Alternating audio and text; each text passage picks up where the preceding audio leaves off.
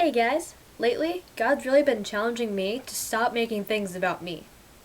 My entire life, I've always prided myself on being the good one in my friend groups.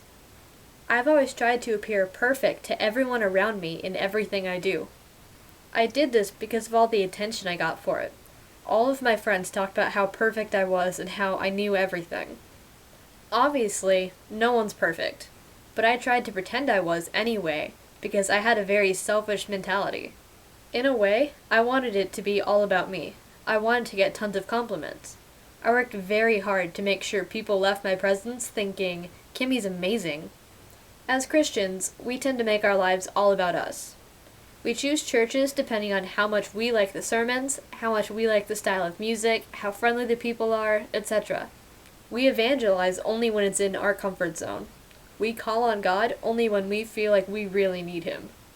We complain when we feel like He's ignoring us, even though we spend nearly our entire day ignoring Him.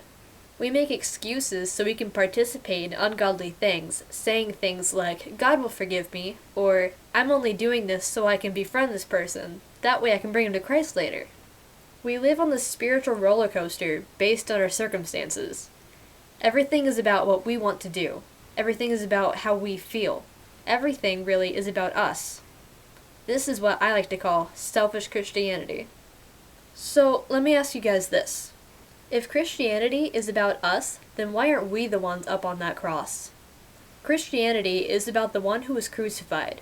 So if we want it to be about us, then we should be the ones crucified.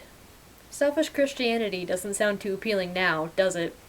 John 3:30 says, He must become greater, I must become less. This should become our life motto. It's not about us, it's all about Him. We should be spending our entire lives pointing everyone around us to Christ, rather than to ourselves. Center all that you are around Him. He has to become your everything, because in all reality, He is everything you'll ever truly want or need. Glorify Him with all that you do. Let Him be all you think about. Let Him be all you talk about. Become obsessed with Him. You can't do anything by yourself. Admit it. John 15:5 says, I am the vine, you are the branches. If a man remains in me, and I in him, then he will bear much fruit. Apart from me, you can do nothing. Jesus is your source of strength for every task you face, whether it's something as simple as waking up in the morning, or something as difficult as climbing Mount Everest.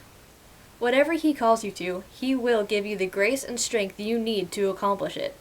I can do all things through Christ who strengthens me. Philippians 4:13. Chances are, you spent nearly every waking moment trying to make people think about you positively. We all go out of our way to make people like us because we have this overwhelming desire to be loved. That desire was actually put there by God. The problem comes in when we look for love and affection from humans rather than from the one who gave us that desire in the first place. When you begin to understand just how much He really loves you, you'll be changed. You'll want to spend every second working as hard as you can to get others to see that same love that you're starting to see. He'll become your passion. If you're getting your value from God, everyone's opinions about you, whether bad or good, won't affect you anymore. Try finding some verses this week that talk about God's thoughts about you. Discover what He thinks about His masterpiece. Oh, and here's a tip. That masterpiece is you. Feel free to tell me what verses you find. I think it'd be really cool to combine all the verses you guys send in and put them in a huge list. It can be an ongoing thing, so if you're watching this video a while after I originally post it, feel free to send some verses in anyway. I pray that you each begin to understand that the God of the universe loves you with a pure, perfect, undying, unfailing love that can never be taken away from you. He desires to lavish you with every good thing in existence, but you have to allow Him to give you those things. Oftentimes, that means getting rid of something in your life to make room for the new good thing. This week, I challenge you to get rid of your pride. Everyone has some of it. Destroy it. It's ungodly, it's evil, it's fleshly. Let Him be your only source of confidence. I promise you, He will never let you down. Alright guys, that's it for this week. Be sure to send me the verses you find. I love to hear them, and I'd love to hear from you. One more thing before I go. Look up the song Out of My Mind by Anthem Lights. It's pretty much the theme song for this video. I'll put the link in the description. Love you guys.